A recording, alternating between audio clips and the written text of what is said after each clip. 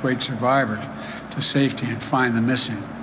I've ordered all available federal assets on the island to assist local crews, including the U.S. Coast Guard, the Navy 3rd Fleet, and the U.S. Army. In the immediate aftermath, the Coast Guard and Navy supported maritime searches and rescue operations. The Army helicopters help fire suppression and efforts on the Big Island, because there's still some burning on the Big Island, not the one where you see on television all the time. FEMA has deployed more than 140 urban search and rescue personnel as well. And there's so many organizations to thank, like the American Red Cross, helping survivors, missing loved ones. Cell phone providers, making sure first responders can make and respond to emergency calls. Commercial airlines that have evacuated tens of thousands of people from the island. The list goes on. And the Small Business Administration has dozens of staff on the island and has begun making low-interest federal disaster loans available to Hawaii businesses, homeowners and renters, and nonprofits to help them begin to rebuild, just to get by for the immediate near term. We're going to coordinate and continue to coordinate relentlessly with the people on the ground to make sure the critical work continues. In the meantime, you always hear this phrase, and I've done this so many disasters in my career, it's almost hollow. Our prayers, our thoughts and prayers are with the people of Hawaii, but not just our prayers. Every asset they need, we'll be there for them. And we'll be there in Maui as long as it takes. As long as it takes. And I mean that sincerely. We're going to have more to report on this. But today, I come to Milwaukee to talk about what we're doing to bring manufacturing back home. It's about our progress, building an economy from the middle out and the bottom up, not the top down. You know, that trickle-down economics, not a whole lot landing on my dad's kitchen table. But when the middle works and the bottom has a shot up, the wealthy do very well. I'm a capitalist. If you make $1 billion, go make it. I mean it. Just pay a little more taxes than you're paying right now. 8% doesn't quite get it. But look, I came to office determined to move away from the trickle-down economics and to focus on the middle class. Because I said when the middle class does well, everybody does well. Everybody does well.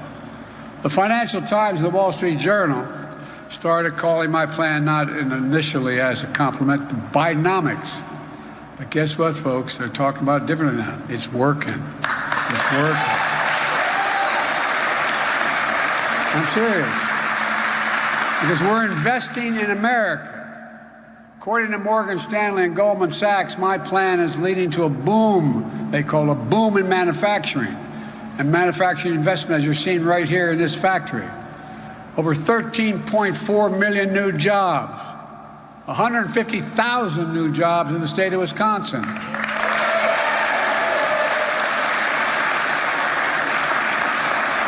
Nearly 800,000 new manufacturing jobs nationwide. More than 20,000 manufacturing jobs in Wisconsin, from Green Bay to Verona to Pleasant Prairie. We've added more jobs in 2 years than any president has in American history in a 4-year term. More in 2 than any's done in 4. And unemployment has been below 4% for the longest stretch in over 50 years. 50 years. Wisconsin's unemployment rate is just 2.5%. That's lower than it was every single month the prior administration. We've recovered all the jobs lost during the pandemic. We've added millions more. People are coming off the sidelines, getting back into the workplace. Remember a while there, they were saying, well, Biden just allowing people not to work and get paid. Guess what? The higher percentage of American workers are working today than ever before. And while unemployment is down, in case you haven't noticed, inflation is down too and it's going lower.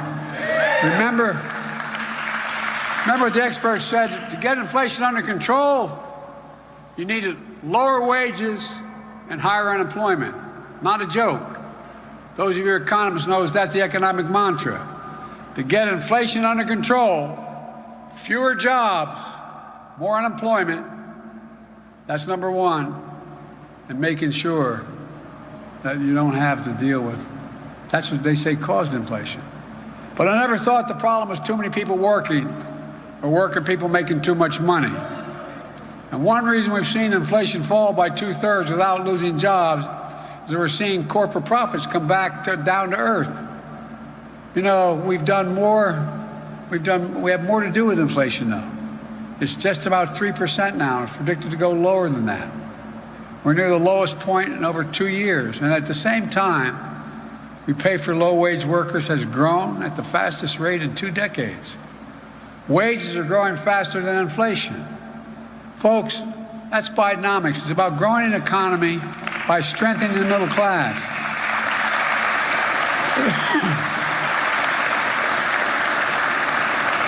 And making things in America again. You know, it's in stark contrast to the conservative Republican view, the so-called MAGA view, which is focused on corporate profits. They say we should find, and the rationale up to now has been, let's find the cheapest place in the world to make our product. Let's shut down the operation in America and send it overseas. And then send the refined product back to America and sell it here. That's their philosophy. But you know who believes that? Your significant Senator, Ron Johnson. He believes outsourcing manufacturing jobs is a great thing. He's on record as saying he doesn't agree with American work. This is what he said. American workers should manufacture, he doesn't think they should manufacture products that require a lot of labor. Here's what he said, quote, "Let the billions of people around the world do that," end of quote. You wonder why the hell we got ourselves in trouble. Well, we've been letting them do that for too damn long. It's time to build American products in America.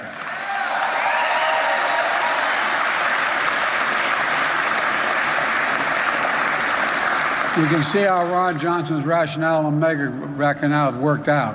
Between the year 2000 and January 2021, Wisconsin alone lost more than 136,000 manufacturing jobs alone. I'd like to see Senator Johnson talk to those 136,000 people and tell them it doesn't matter whether you manufacture things at home or overseas. Sure as hell does, man. Not only for those 136,000 people who lost their jobs, but for their families and their communities and the economic growth it generated here at home. Let's take a look at how the Johnson philosophy played out the real time in Wisconsin. Like in Kenosha, about 40 miles from here. There used to be a lot of people assembling automobiles there, making a direct living for their families, generating economic growth for Kenosha until American Motors plant closed in '88. Or take a look at Milwaukee, known as the manufacturing powerhouse for so long. That's when I got to the Senate. I've been around about 3. Milwaukee was a manufacturing powerhouse. That's how it was referred to. Not a joke. Not a joke. I don't have to tell anyone in this audience how hard people here work. And all you've done to keep this city strong. Still, by early 2000, Milwaukee had lost around 2 out of 3 factory jobs. 80,000 jobs were gone. 80,000. When those jobs were lost, something else was lost as well. Pride, a sense of dignity. My dad, and I swear to God, this was an expression, used to have an expression. My dad was a high school educated guy who was well-read and worked like hell. He didn't have a chance to go to college. He used to say, "Joey," and this is the God's truth, "Joey, a job's about a lot more than a paycheck.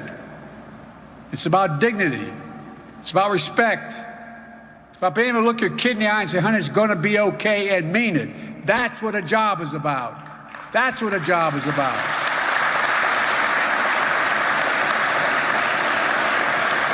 And when the breadwinner in the family loses their job, they lose their pride, and the sense of dignity that goes with that.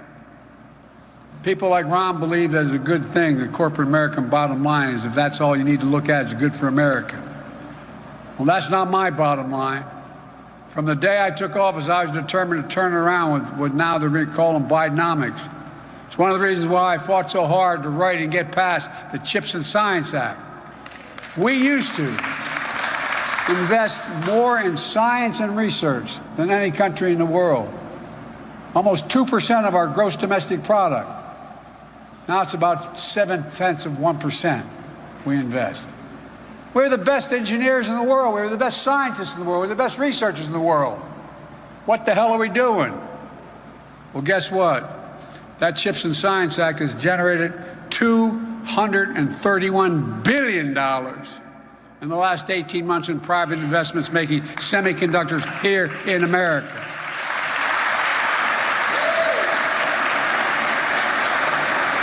By the way, we, the United States, invented those semiconductors. We invented them when we went to the moon. They're those small computer chips the size of the tip of your finger, affecting nearly everything in our lives, from cell phones, automobiles, to the most sophisticated weapon systems in the world. Let me give you one concrete example. I met with the chairman of the largest chip maker in the world in South Korea. It's called SK, when I was in South Korea. They're investing now $22 billion in America. And I asked them why. I said, God's truth, why America? And he said, number one, think of this now, remember it. Number one, there's no safer place in the world to have my investment than the United States of America. And number two, you have the best workers in the world. And he's right. That's the truth.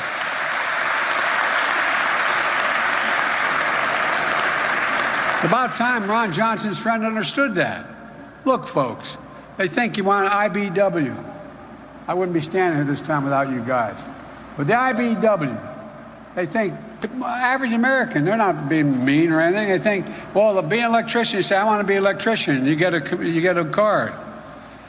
4 to 5 years of apprenticeship. Hear me? Like going back to college. 4 to 5 years. You get paid, but not nearly what you get paid when you get your card. You got to talk more about what you do, what it takes to get it done. People aren't trying to be mean, they just don't know. Sure in hell tell them, and I'm sure in hell telling them.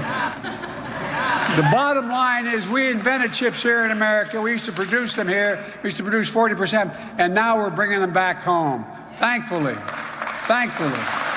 have people like Tammy Baldwin, who championed, that's the God truth, Buy American policies leading to resurgence of manufacturing in Wisconsin and across the country. You heard me say it before. Where in God's name is it written that America can't lead the world again in manufacturing? Where is that written? Folks, nowhere. You got it. Since I took office, we've attracted more than $1.5 trillion. Let me say it again. $1.5 trillion in private investment in American manufacturing and the industries of the future. Spending on construction of manufacturing plants that need to be built nearly doubled in the last 2 years. And you know, that's not just the permanent jobs. They're generating growth, economic growth. Look, construction jobs do that as well. We've added 600,000 good-paying construction jobs since I took office. When they build these plants to build these chips, guess what? They call them fabs. They're as big as football, long as football fields. That's how big they are. They're gigantic. And guess what? The people who work there, you know what the average salary is in these fabs? $116,000 a year, and you don't need a college degree. What the hell are we talking about? Folks, instead of exporting American jobs, we're creating American jobs, exporting American products. And they're being built right here in Wisconsin and places where factories have been shut down. Look what you're doing here. Enga team came to Milwaukee 10 years ago, thanks to tax incentive and clean energy during the Obama-Biden administration. Then exactly 1 year ago tomorrow, I signed a significant piece of clean energy legislation combating the existential threat of climate change, the single largest investment ever anywhere in the world, without one single member of the other team voting for it. That law reauthorized those clean energy tax credits and expanded them. As a result, this company predicts that demand for the wind turbine generators, which they're making right here in this facility, will double next year.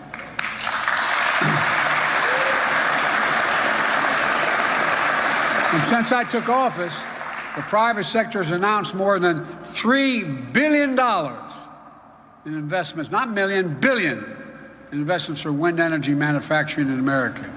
And by the way, it's cheaper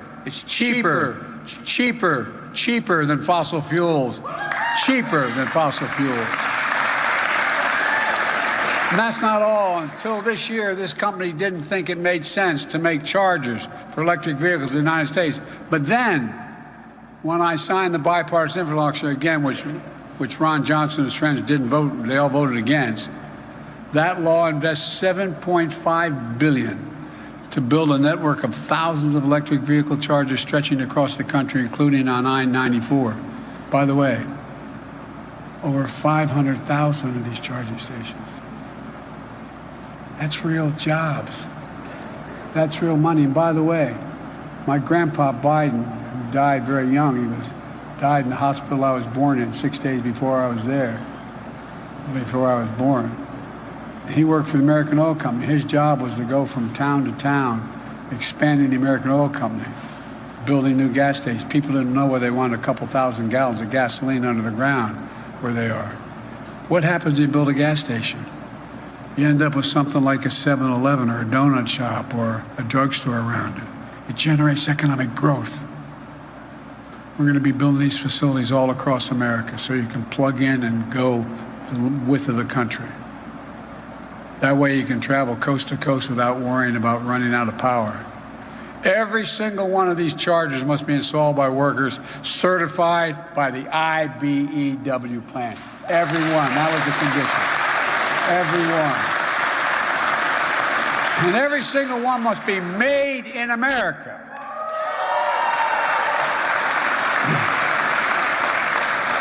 Now, there's a provision in law that I thought I knew a fair amount, but I didn't realize, maybe you did, Tammy, but I didn't realize back in the 30s it passed a law that's consistent with international trade, that if the Congress passes a law to spend money and the president has to decide where to spend it, he or she has to spend it on American workers and in America, American products.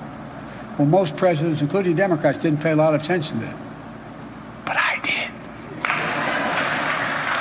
And so now, to use a non-American product, you've got to have a real good reason. Prove to me you can, in fact, get it from an American product. Look, folks, this company concluded that it was an opportunity for them as well. And now they're making fast-charging EV chargers here in America, right in Wisconsin.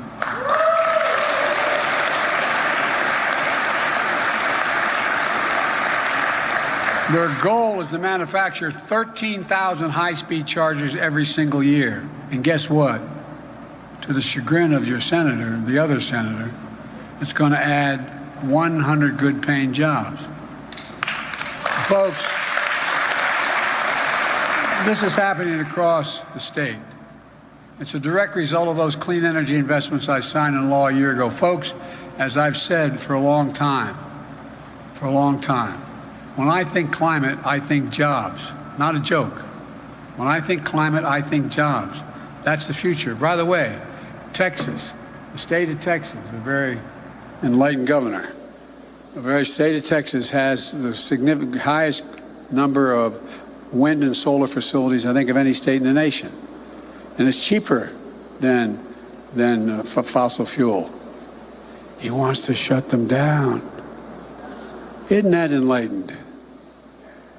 Like the 12 solar energy products and Alon Energy is building across Wisconsin, creating more than 2,000 jobs, local construction jobs. Most of them union jobs, and in the process of serving customers in Wisconsin, saving them more than $1.6 billion in energy costs.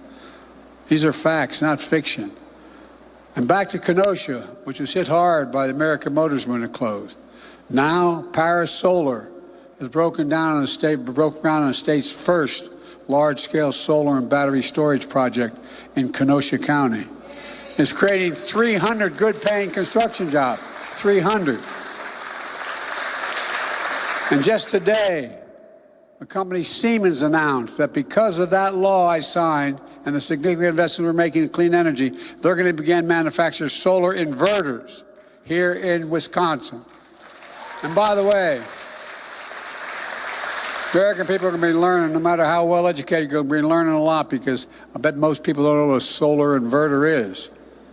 It converts solar energy from the sun into electricity.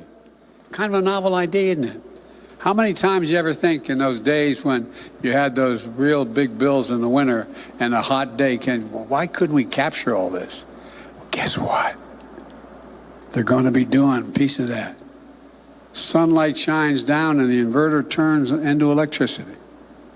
And they're going to build them just outside of Kenosha. Don't tell me Americans can't innovate. Don't tell me that.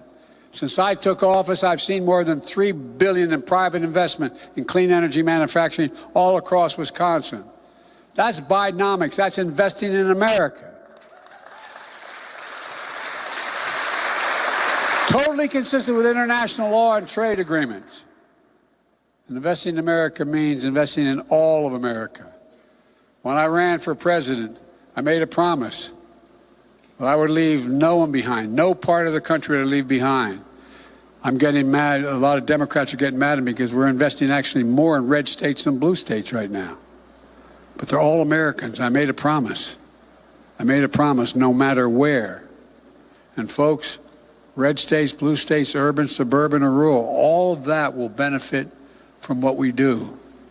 That's why I launched the Rural Partners Network to help rural communities, including here in Wisconsin and my state of Delaware, which is mostly rural, believe it or not, create jobs and economic opportunity. And my administration has invested hundreds of millions of dollars to support small and medium-sized meat and poultry processors across the Midwest, including dozens here in Wisconsin, from Lancaster to Richland Center to Soldiers Grove. This way, farmers can get the best price for their product. They don't have to deal with the only giant processor that pays them less for what they need. No, I mean it. And that wasn't my idea. That was the Secretary of Agriculture, the former governor of Iowa. But, folks, that's not all. We're also investing $230 million in Wisconsin to support agriculture that's good for the environment, like planting cover crops that replenish the soil with nutrients and absorb carbon from the air. We're helping farmers, ranchers, foresters get paid for doing the right thing. It's simple, folks. When farmers do well, when the wealth they generate stays in Wisconsin, then their children can stay in Wisconsin and find opportunity here and build a stronger rural economy.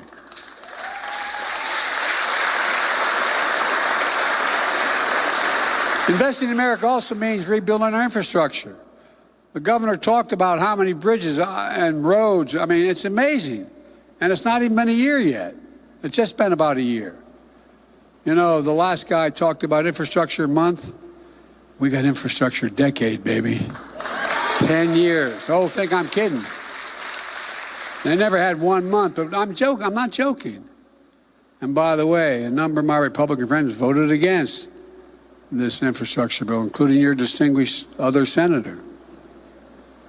You know, we used to be #1 in the world in infrastructure, but over time we slipped to the 13th best infrastructure in the world from #1.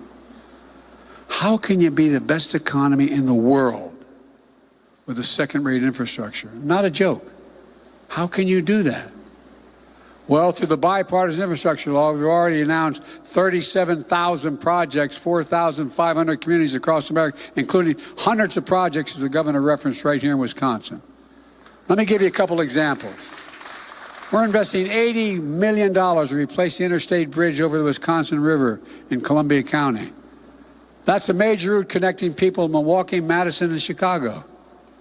And look across town, where union workers are building North Holton Street Bridge, which is nearly 100 years old. More than 10,000 vehicles travel over it every single day across the Milwaukee River. It's dangerous, and this reconstruction is long overdue. A lot of you were with me when I was in Pittsburgh. And by the way, Pittsburgh is a city of bridges, more bridges in Pittsburgh than any other city in America. I watched that bridge collapse. I got there and saw it collapse with over 200 feet off the ground going over a valley. And it collapsed. Thank God school was out during the pandemic. Imagine all the people would have died. And they knew for years they had to do something. We're talking hundreds of millions of dollars to rebuild it. You know, I know everybody kids me because I'm an Amtrak guy. I like rail. Well, I've traveled over 1,280,000 miles on Amtrak. And I know you think that's nuts. I do too. But the reason for that is when I got elected, I was 29 years old. I was in an office hiring staff, and I got a phone call saying my wife and daughter were dead and my 2 boys were not likely to live. Tractor trailer broadsided and killed them. And I didn't want to stay in Washington. So I said, a lot of really good senators, including a couple good Republican friends, became friends. So just come and stay 6 months, help us organize. Hell, we had 58 Democratic senators already and a Democratic governor.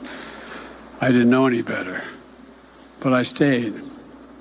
And I started to commute every day because having been listed as the poorest man in Congress for 36 years, true, my wife called me one day and says, "Did you read the paper today?"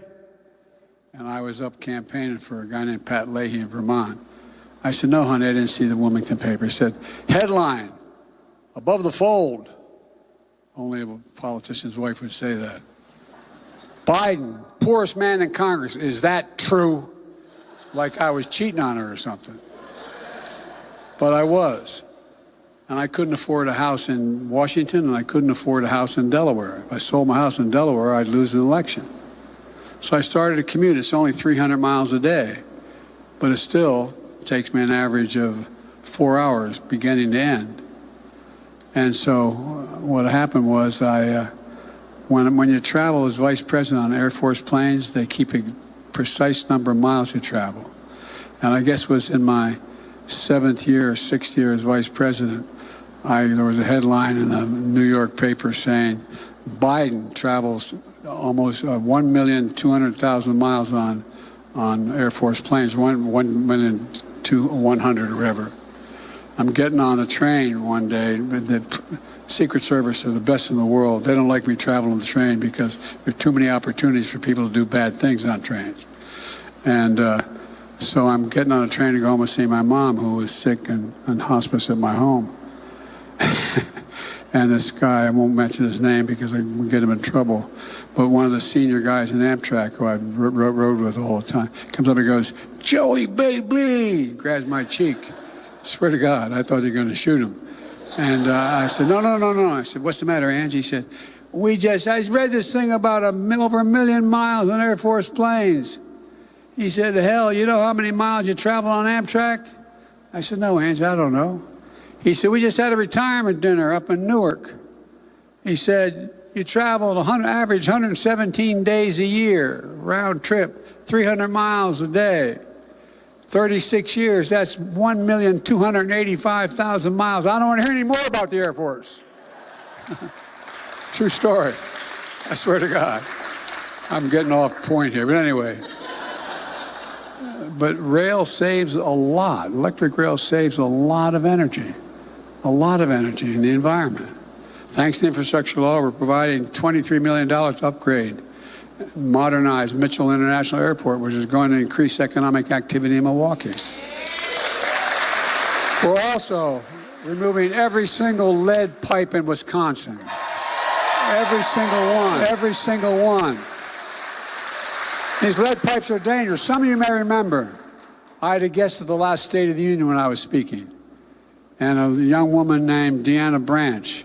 She's a Milwaukee mom. She had her 3-year-old son, Aiden, with her, who was hospitalized twice for lead poisoning because of lead pipes in her home. Well, guess what? We're removing every single lead pipe in Wisconsin out of the ground.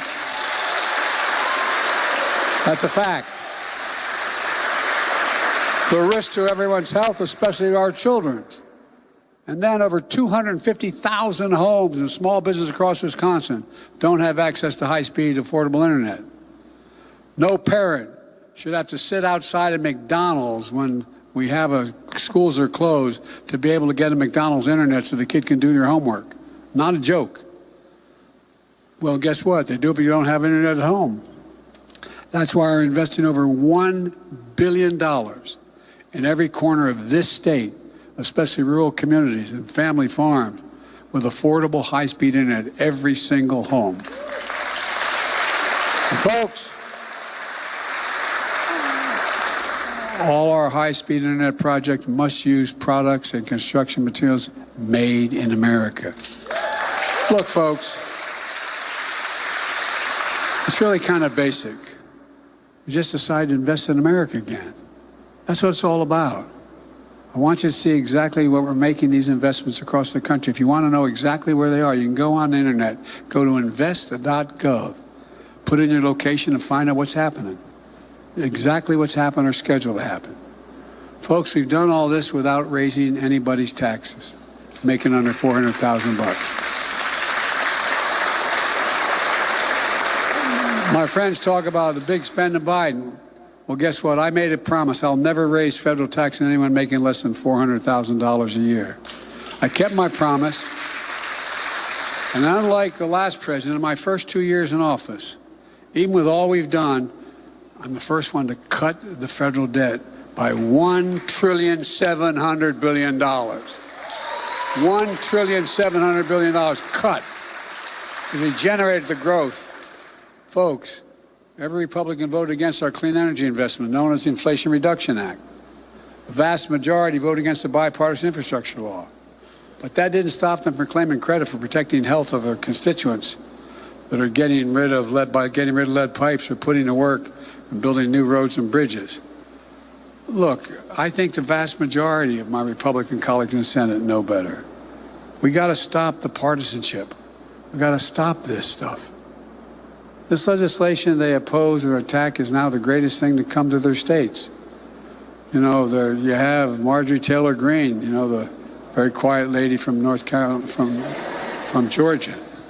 Well, she talked about what Biden's doing is what Roosevelt did, what Kennedy did. I thought, well, yeah.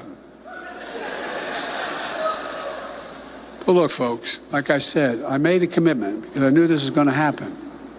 I knew what would happen is the folks who voted against these things, and we barely passed them, sometimes by 1 or 2 votes, when it came to their states, would claim credit. I want them to get credit. That's okay. It's okay, as long as they continue to support the things we're doing.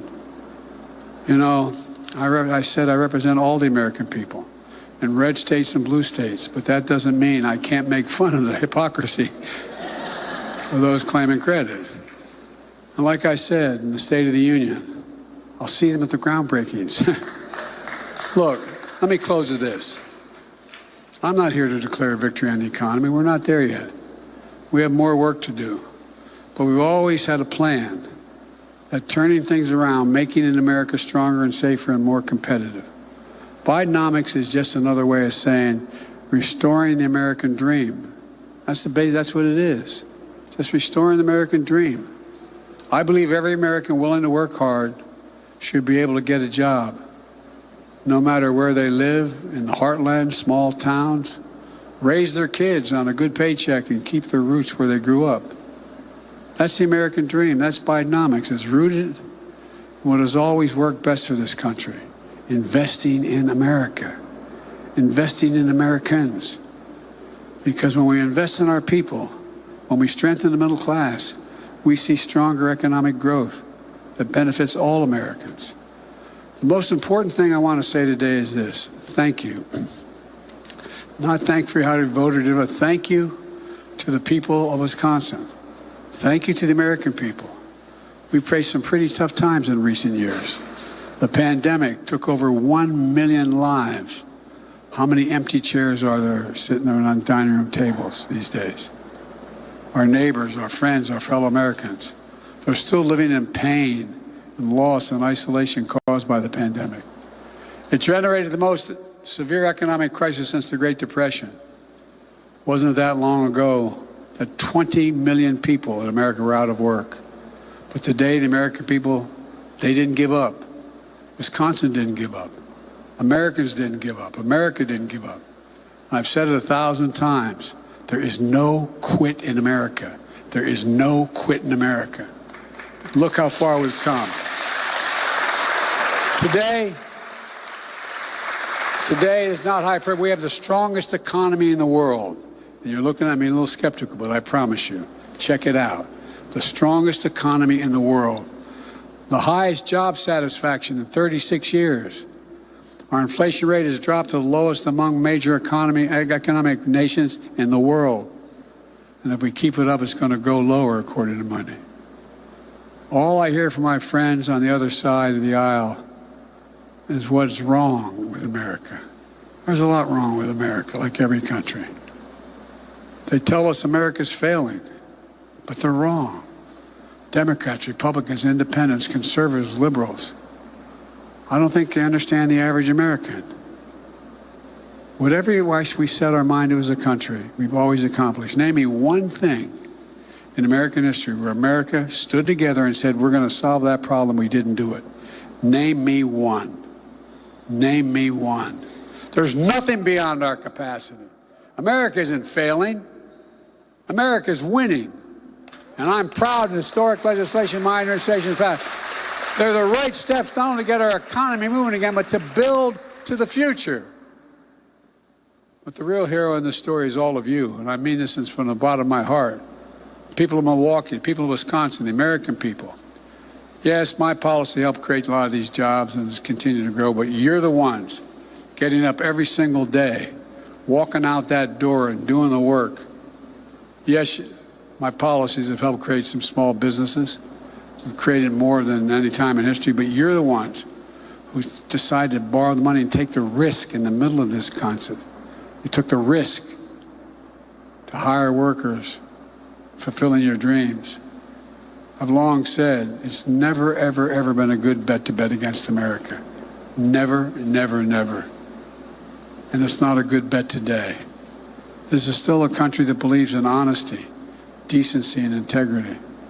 The vast majority of Americans do. Our political leaders, sometimes in both parties, don't. We're still a country that believes in hard work. We're still a country that believes that each and every one of us is created equal. We're still a beacon to the world. That's because small towns and in rural America and suburbs, big cities all across the country, every ordinary person, all ordinary people, do the most extraordinary things. Let me tell you, America's best days are ahead, not behind us. Not because of me, because of you. It isn't about the past, it's about the future. It's about each of us writing the next chapter in American history. I can honestly say I've never been more optimistic, and I mean this from the bottom of my heart. I've never been more optimistic about America's future, both domestic and foreign. We just have to remember who the hell we are. We're the United States of America. There's nothing beyond our capacity when we do it together. So let's do it together. God love you. May God bless you all. May God protect our troops. Thank you. We just heard remarks from President Joe Biden live from Milwaukee. His second visit to the Badger State this year. Back in February, he came to DeForest, and here speaking at Ingeteam, a company I had not heard of before this visit. We learned that it produces generators for wind turbines.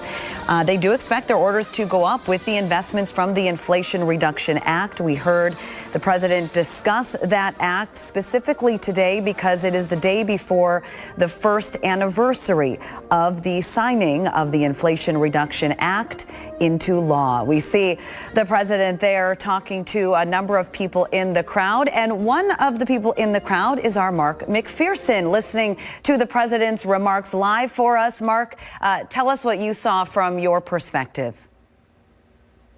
Well, it was interesting, Lee. This speech focused all on what the president wanted to focus on, which was what he feels are his successes as we head into the election year. We didn't hear a lot about former President Trump. We did hear him attack Senator Ron Johnson for a little bit, but mostly what he wanted to focus on is what he has been talking about, what he calls Bidenomics, and how he feels it has not only benefited our country, but benefited the state of Wisconsin as well. He mentions 150,000 jobs have been created in the state of Wisconsin since he took over as president. He said we've recovered all of the jobs that we lost during the pandemic. He focused a lot on manufacturing, which isn't a surprise because we are here at Inga Team.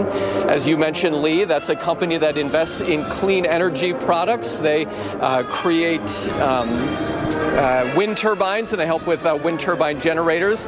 They say that the company expects the orders for wind turbines to double over the next year because of the Inflation Reduction Act that has passed. And again, as you mentioned, that anniversary is coming up, the one-year anniversary of that. He talked a lot about jobs, and that's not a surprise either because he's talking to a lot of union workers that work here at Ingatech. He focused on keeping jobs here in America and bringing jobs back here to America. Actually, that's one of the ways that he attacked Republican Senator Ron Johnson, claiming that he wants to export jobs and import those products back in here.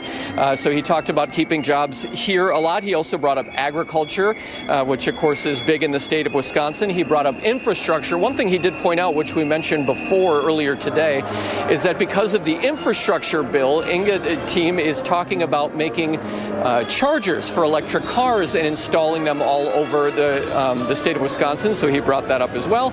And he brought up high-speed internet as well. So the tone of the entire speech, Lee, that I was listening to wasn't focused on attack, but was focused on what he felt like his strengths were that he's had over the last 2 years and that we'll see heading into 2024. He said he's proud of America, he's proud of what we can do, and we can overcome anything we set our minds to. As you can see, he is now working the crowd and shaking hands. The section he's in right now are a lot of the Inga Team workers that have come here.